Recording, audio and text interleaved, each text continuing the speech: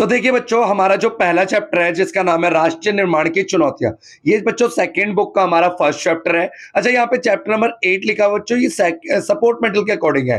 देखिए first book जो हमारी थी उसमें चैप्टर नंबर 7 पे एंड हुआ था, तो सेकंड बुक को 8 पे हमने शुरू कर दिया। ठीक है बच्चों, तो इससे कंफ्यूज मत होइएगा, ये हमारे इस चैप्टर के इंपॉर्टेंट पॉइंट्स है जिससे हमें पढ़ना है। जैसे पहला इंपॉर्टेंट पॉइंट है राष्ट्र और राष्ट्र निर्माण, सरदार वल्लभ भाई पटेल और राज्यों का एकीकरण, विभाजन की विरासत, विभाजन से हमें क्या क्या मिला, शरणार्थियों का पुनर्वास की चुनौती, कश्मीर का मुद्दा, राष्ट्र निर्माण में नेहरू का दृष्टिकोण, भाषा पर राजनीतिक संघर्ष और भाषा के आधार पर राज्यों का गठन। तो बच्चों ये तो इस चैप्टर का क्या क्या इंपॉर्टेंट पॉइंट्स थे वो देखते हैं। चलिए बच्चों चैप्टर शुरू करते हैं, इसके जो इंपॉर्टेंट पॉइंट्स है वो पढ़ते हैं। बच्चों देखो, राष्ट्र निर्माण की चुनौतियां, देखो लगभग 200 वर्षों तक हम अंग्रेजों की क्या थे, गुलाम थे। 200 सालों की गुलामी के बाद भारत हमारा 14 अगस्त 15 अगस्त 1947 की मध्य रात्रि को क्या हुआ, हिंदुस्तान आजाद हुआ। भारत आजाद तो हुआ बच्चों, लेकिन भारत का आजादी के साथ ही ना जनता का दो हिस्सों में बंटवारा हो गया। ठीक है, संविधान सभा के विशेष सत्र को प्रधानमंत्री जवाहरलाल नेहरू के द्वारा संबोधित करते हुए एक बहुत ही फेमस भाषण दिया गया था जिसका नाम है भाग्यवधु से चीर प्रतिष्ठित भेंट, जिसे हम हिंदी में बच्चों ट्रिस्ट विद डेस्टिनी या आजादी वाला भाषण के नाम से भी जानते हैं। ठीक है बच्चों, तो एक बार याद दोबारा से बता दीजिए। लगभग 200 सालों की आजादी की गुलामी के बाद हमारा देश आजाद हुआ 14 अगस्त 15 अगस्त 1947 की मध्य रात्रि को। भारत आजाद तो हुआ, लेकिन भारत का विभाजन हो गया। ठीक है, संविधान सभा के विशेष सत्र को संबोधित करते हुए भारत के प्रथम प्रधानमंत्री पंडित जवाहरलाल नेहरू ने ट्रिस्ट विद डेस्टिनी नामक भाषण दिया था। आजादी, देखिए ये भी इंपॉर्टेंट टॉपिक है बच्चों। आजादी की लड़ाई के समय हमारे जो नेता थे, दो बातों पे सबकी सहमति थी। पहला तो आजादी के बाद हम लोकतांत्रिक शासन व्यवस्था को अपनाएंगे, और दूसरा सरकार समाज के सभी वर्गों के लिए कार्य करेगा। ये क्वेश्चन इसका पूछ लेते बच्चों 2 नंबर का, आजादी से पहले हमारे नेता कितने बातों को लेकर सहमत थे। तो आजादी से पहले हमारे नेता 2 बातों को लेकर सहमत थे। पहला, आजादी के बाद हम लोकतंत्र की स्थापना करेंगे। दूसरा, न्यायोचित विकास करेंगे। न्यायोचित विकास का मतलब होता है सभी क्षेत्रों का बराबर विकास। आगे देखते बच्चों, जो हमारा नया देश 14 अगस्त 15 अगस्त 1947 को नया देश बना था, उसके सामने कितनी तरह की चुनौतियां थी। 1 नंबर का पूछ रहे थे, स्वतंत्रता प्राप्ति के समय भारत के सामने कितनी चुनौतियां थी। तो बच्चों 3 चुनौतियां थी। कितनी चुनौतियां थी? 3 चुनौतियां थी। पहली जो चुनौती थी हमारी एकता के सूत्र में बांधना, या इसी को कहते हैं हम अखंडता, राष्ट्रीय अखंडता की चुनौती। देखिए भारत जो है ना, भारत अपने आकार से, अपनी विविधता के लिए किसी भी एक महाद्वीप के बराबर ही है। भारत में विभिन्न विभिन्न प्रकार की भाषाएं बोली जाती है, विभिन्न विभिन्न प्रकार की संस्कृतियां पाई जाती है, विभिन्न विभिन्न धर्मों के अनुयायी लोग रहते हैं। इन सभी को एकजुट करने की चुनौती थी। पहली चुनौती थी एकता के सूत्र में बांधना, विभिन्न विभिन्न समुदायों के लोगों को एकता के सूत्र में बांधना। दूसरी जो सबसे बड़ी चुनौती थी बच्चों, वो थी लोकतंत्र की स्थापना, और तीसरी न्यायोचित विकास। तो लोकतंत्र की स्थापना एक चुनौती क्यों थी? भारत में देखिए संसदीय शासन प्रणाली को अपनाया गया था, जिसमें हम प्रतिनिधि मूलक लोकतंत्र को हमने अपनाया, और भारतीय संविधान में प्रत्येक नागरिक को मौलिक अधिकार मिले, वोट देने का अधिकार मिला। ठीक है बच्चों, ये दिक्कत ये नहीं थी, समस्या ये चुनौती इसीलिए माना गया। देखो हम अपना संविधान तो बना सकते हैं, पर उसके अकॉर्डिंग उसे लागू करना एक चुनौती थी। तीसरा है बच्चों हमारा समानता पर आधारित विकास, मतलब एक ऐसा विकास जिसमें पूरे समाज का कल्याण हो, पूरे समाज का विकास हो, ना कि किसी एक व्यक्ति या सभी एक वर्ग का। सभी का समान रूप से, सभी के साथ समान व्यवहार किया जाना चाहिए। सभी के सामाजिक, किसी को भी धर्म के आधार पर कोई भेदभाव नहीं होना चाहिए। आगे देखते हैं बच्चों, देखिए विभाजन, विभाजन को देखेंगे। विभाजन, मुस्लिम लीग ने बच्चों द्विराष्ट्रीय सिद्धांत को अपनाया। ये द्विराष्ट्रीय सिद्धांत से बहुत इंपॉर्टेंट क्वेश्चन आता है बच्चों। द्विराष्ट्रीय सिद्धांत को अपनाया और अपनाने के लिए तर्क दिया कि भारत किसी एक कौम का देश नहीं है, बल्कि 2 कौमों का देश है, हिंदू और मुसलमान। तो क्वेश्चन पूछ लेता बच्चों, द्विराष्ट्रीय सिद्धांत का प्रतिपादन किसने किया था? तो द्विराष्ट्रीय सिद्धांत का प्रतिपादन मुस्लिम लीग ने किया था। बच्चों क्या बोला मैंने? भारत का जो बंटवारा हुआ था किस सिद्धांत के तहत हुआ था? द्विराष्ट्रीय सिद्धांत के तहत हुआ था। द्विराष्ट्रीय सिद्धांत का प्रतिपादन किसने किया था? मुस्लिम लीग ने किया था। इनके अनुसार हिंदुस्तान किसी एक कौम का नहीं, बल्कि 2 कौमों का देश है, हिंदू और मुसलमान, 2 अलग अलग कौमों का देश है। इसी कारण से मुस्लिम लीग ने मुसलमानों के लिए एक अलग देश की क्या करी थी बच्चों? मांग करी थी। पाकिस्तान की मांग करी थी। देखिए ये चैप्टर के एक्सप्लेनेशन वाली जो भी बच्चे वीडियो पूरी देख लेंगे ना, उन्हें क्वेश्चन आंसर में ज्यादा दिक्कत नहीं आएगा। और जो बच्चे इंपॉर्टेंट क्वेश्चन एग्जाम से पहले क्या करते हैं, कई बच्चे इंपॉर्टेंट क्वेश्चन देखकर चले आते हैं, तो ऐसे बच्चों को क्वेश्चंस याद नहीं रहते बच्चों, ठीक है। भारत के विभाजन का आधार धार्मिक बहुसंख्यक को अपनाया गया, बनाया गया। जिस मतलब धर्म क्वेश्चन पूछ लेता है 1 नंबर का, भारत का विभाजन किस आधार पे हुआ, तो भारत का विभाजन धर्म के आधार पर हुआ, जिसके कारण कई प्रकार की समस्याएं उत्पन्न हुई, जिनका विवरण निम्न दिया हुआ है। देखिए धर्म के आधार पर भारत का बंटवारा होने से क्या क्या समस्याएं हैं। पहला तो समस्या ये थी, मुसलमानों की जनसंख्या के आधार पर पाकिस्तान को दो इलाके में शामिल होगा। एक पश्चिमी पाकिस्तान, मतलब मुसलमान पूरे देश में कहीं एक जगह पे नहीं थे, तो इसीलिए 2 पाकिस्तान बनाए गए, पश्चिमी पाकिस्तान और पूर्वी पाकिस्तान। बच्चों पूर्वी पाकिस्तान को आज हम किस नाम से जानते हैं, पूर्वी पाकिस्तान को हम बच्चों बांग्लादेश के नाम से जानते हैं। आपको मैं आगे के चैप्टर्स में पढ़ाऊंगा। 16 दिसंबर 1971 को बाबू बांग्लादेश बना था, और इनके मध्य भारतीय भूभाग का बड़ा विस्तार रहेगा, ठीक है। देखिए मुस्लिम बहुल प्रत्येक इलाका पाकिस्तान में जाने के लिए राजी नहीं था। दूसरी समस्या यह भी था बंटवारे के बाद कि कुछ मुस्लिम बहुल इलाके भी थे जो पाकिस्तान में जाने के लिए तैयार नहीं थे, जैसे पश्चिमोत्तर सीमा प्रांत। पश्चिमोत्तर सीमा प्रांत के नेता बहुत फेमस नेता खान अब्दुल गफ्फार खान। बच्चों ये भी 1 नंबर का क्वेश्चन पूछ लेता है, सीमांत गांधी के नाम से किसे जानते हैं, तो खान अब्दुल गफ्फार खान को ही सीमांत गांधी के नाम से जानते हैं। इन्होंने द्विराष्ट्रीय सिद्धांत का विरोध किया था, ठीक है। वापस से सुन लीजिए बच्चों, सभी मुस्लिम इलाके पाकिस्तान में जाने के लिए राजी नहीं थे, और पश्चिमोत्तर सीमा प्रांत के नेता थे खान अब्दुल गफ्फार खान, जिन्हें सीमांत गांधी के नाम से जानते हैं, जिन्होंने द्विराष्ट्रीय सिद्धांत का बिल्कुल विरोध किया। तीसरी जो समस्या थी बच्चों, ब्रिटिश इंडिया के मुस्लिम बहुल प्रांत पंजाब और बंगाल, जो दो है ये प्रांत जो थे, अनेक हिस्से में, कई हिस्सों में यहाँ पे मुसलमान लोग रहते थे, तो कहीं पे गैर मुस्लिम आबादी वाले लोग जगह थे। तो ऐसे में इन 2 प्रांतों का धर्म के आधार पर विभाजन हुआ। तो क्वेश्चन आएगा बच्चों 2 नंबर का आपका या 1 नंबर का, कि किन प्रांतों का विभाजन धर्म के आधार पर हुआ, तो आप आंसर लिख दीजिएगा पंजाब और बंगाल, ठीक है बच्चों। और चौथा जो समस्या खड़ी हुई थी बच्चों, भारत के विभाजन केवल धर्म के आधार पर हुआ था, इसीलिए दोनों देशों में अल्पसंख्यक वर्ग बड़े असमंजस में थे। जैसे पाकिस्तान के अंदर हिंदू और सिख लोग, और भारत के अंदर मुस्लिम लोग असमंजस में थे कि हमें किधर जाना है, किस देश में रहे, क्योंकि कहीं भी यह नहीं लिखा था बंटवारे में कि हमारे देश की आबादी की भी अदला बदली होगी। वह कल से भारत के नागरिक रहेंगे या पाकिस्तान के नागरिक रहेंगे, ये पता ही नहीं था। आगे देखते बच्चों, विभाजन की समस्या। भारत आजाद तो वो 14 अगस्त 15 अगस्त 1947 को, परंतु भारत का क्या हो गया, विभाजन की समस्या क्या हुई। देखिए भारत का विभाजन की योजना में यह कहीं भी नहीं कहा गया था कि दोनों भागों से अल्पसंख्यकों का भी विस्थापन होगा, मतलब मुसलमानों को पाकिस्तान जाना होगा या हिंदुओं को भारत आना होगा, यह विभाजन में कहीं नहीं लिखा हुआ था। विभाजन से पहले ही दोनों देशों के बंटवारे वाले इलाकों में हिंदू मुसलमान दंगे भड़क उठे। पश्चिमी पंजाब में रहने वाले अल्पसंख्यक गैर मुस्लिम लोगों को अपना घर बार जमीन जायदाद छोड़ करके अपनी जान बचाने के लिए वहां से भारत आना पड़ा। इसी प्रकार कुछ मुसलमानों को पाकिस्तान जाना पड़ा। अच्छा देखिए बच्चों, विभाजन की प्रक्रिया में भारत की भूमि का बंटवारा नहीं हुआ, बल्कि भारत की संपदाओं का बंटवारा हुआ। वापस से सुनिएगा बच्चों, विभाजन की प्रक्रिया जो हुई थी ना, इसमें भारत की भूमि का बंटवारा ही नहीं हुआ था सिर्फ। कहीं आप सोचे कि भाई बंटवारे में सिर्फ केवल जमीन का बंटवारा हो गया, ये केवल जमीन का बंटवारा नहीं था बच्चों, ये हमारे देश की संपत्ति का भी बंटवारा हुआ था। इसमें जमीन जायदाद के बंटवारे के अलावा संपत्ति का भी बंटवारा हुआ था।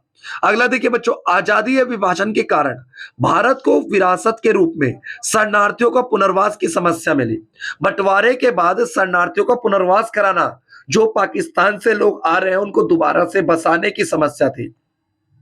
लोगों के पुनर्वास को बड़े संयम ढंग से व्यवहारिक रूप प्रदान किया गया।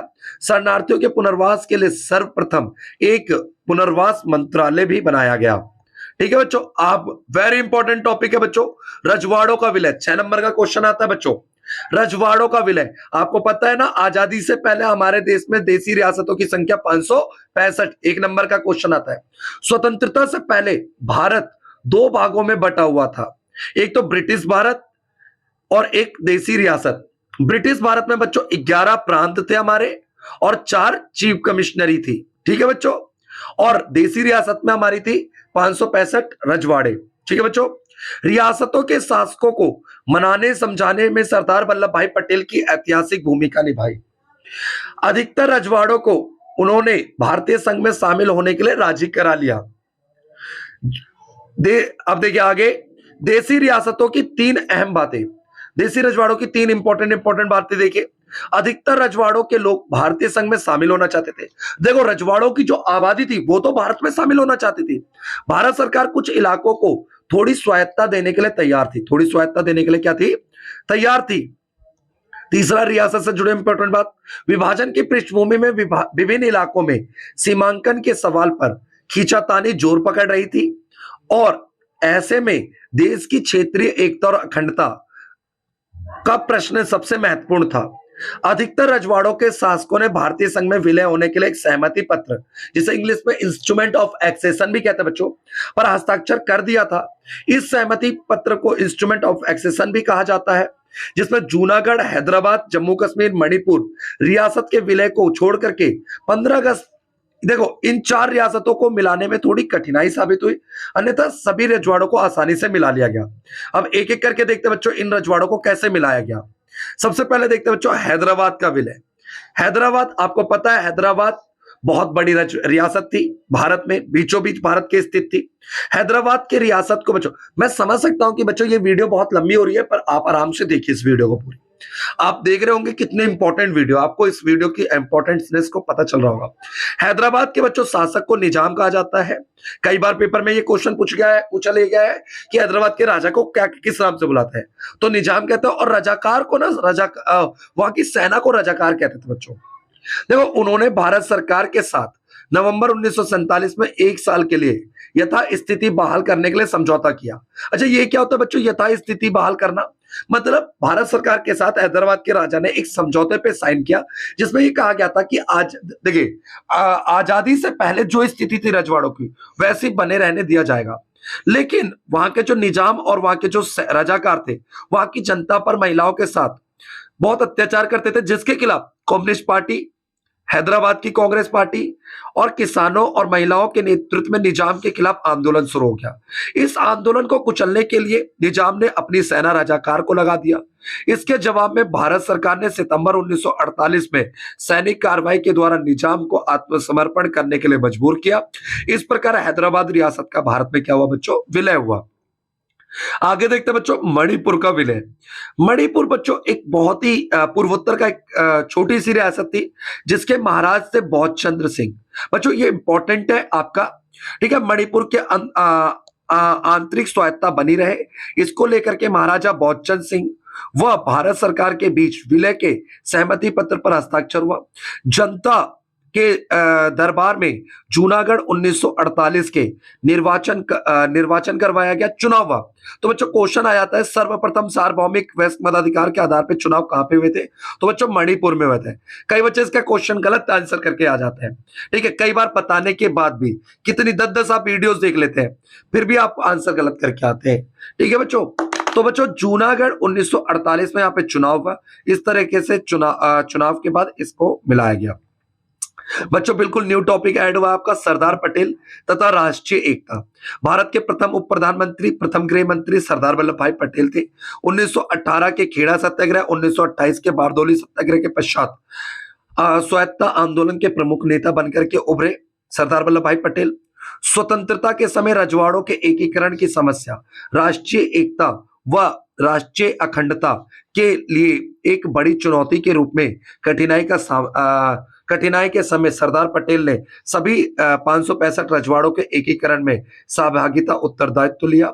सभी देसी रियासतों के स्वतंत्र भारत में विलय को लेकर के भारत में लौह पुरुष के नाम, क्योंकि इन्होंने रजवाड़ों के विलय में अहम भूमिका निभाई थी, इसीलिए इन्हें लौह पुरुष के नाम से जाना जाता है, ठीक है बच्चों। वे भारत की क्षेत्रीय अखंडता के लिए से कोई समझौता नहीं करना चाहते थे। उन्होंने राजनीतिक अनुभव, कूटनीतिक कौशल, दूरदर्शिता के कारण 565 रियासतों से कई रियासतों को भारत की स्वतंत्रता प्राप्ति से पहले ही विलय करा लिया, ठीक है बच्चों। सरदार पटेल को एकीकरण के मुख्यतः 3 रजवाड़ों हैदराबाद, जूनागढ़ और कश्मीर में चुनौती का सामना करना पड़ा।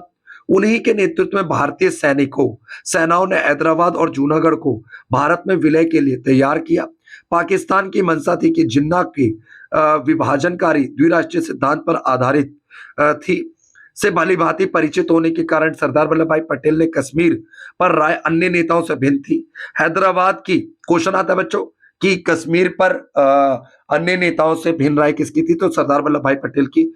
हैदराबाद की भांति कश्मीर को भी सैनिक अभियान के द्वारा भारत में मिलाना चाहते थे सरदार वल्लभ भाई पटेल, परंतु कुछ महत्वपूर्ण नेताओं के आदर्शी राजनीतिक निर्णय के कारण सरदार पटेल कश्मीर का भारत में पूरी तरीके से विलय करने में सफल नहीं हो पाए।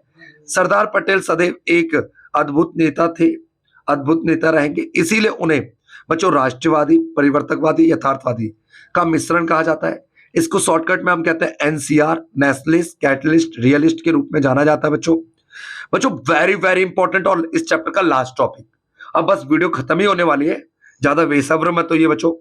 देखो राज्यों का पुनर्गठन। औपनिवेशिक शासन के समय प्रांतों का गठन प्रांतीय सुविधाओं के अनुसार किया गया था, लेकिन स्वतंत्र भारत में भाषा और सांस्कृतिक बहुलता के आधार पर राज्यों का गठन हुआ। देखिए बच्चों, भाषा के आधार पर प्रांतों का गठन किया जाएगा, इसके लिए कांग्रेस का एक नागपुर अधिवेशन हुआ था 1920 में।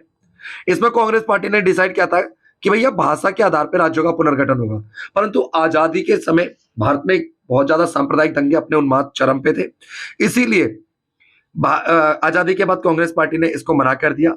लेकिन तेलुगु भाषा बोलने वाले लोगों ने मद्रास प्रांत से अलग होकर तेलुगु भाषी के लिए अलग राज्य के लिए आंध्र प्रदेश बनाने के लिए मांग किया।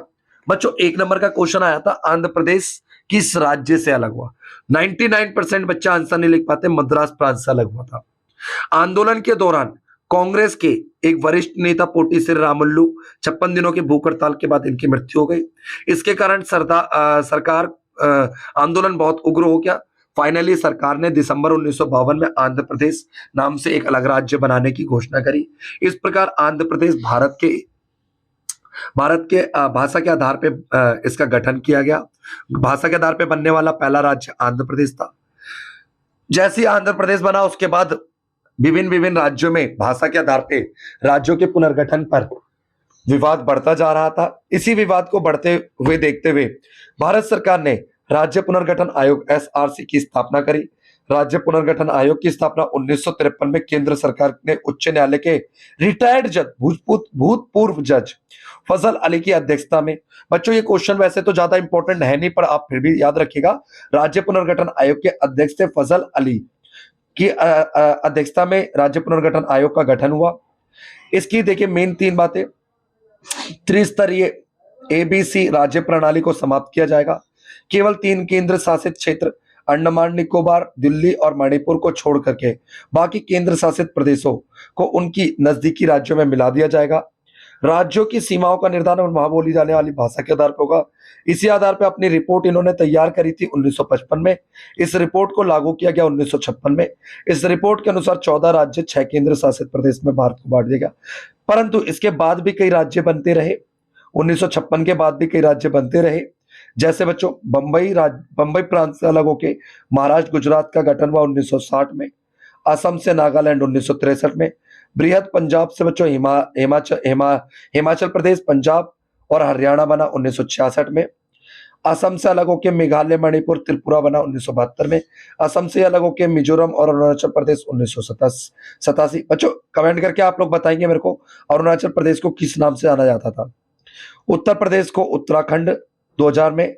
बिहार और मध्य प्रदेश, बिहार से छत्तीसगढ़, झारखंड और मध्य प्रदेश से छत्तीसगढ़ अलग तीनों राज्यों का गठन हुआ 2000 में। आंध्र प्रदेश से अलग होकर तेलंगाना 2014 में। ये सबसे भारत का नवीन राज्य है बच्चों।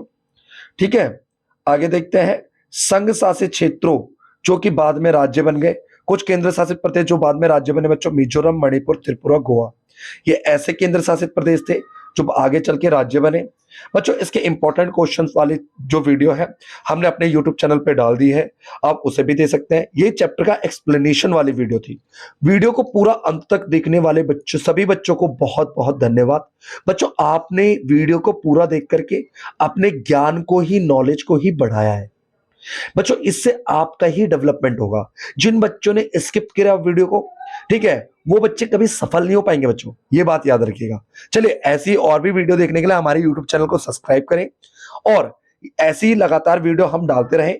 जो वीडियो से हटने से पहले बच्चों लाइक करें और कमेंट करके जरूर जाएं कि आपको वीडियो कैसी लगी। आपके कमेंट से हमारे को मोटिवेशन मिलता है। बहुत बहुत धन्यवाद।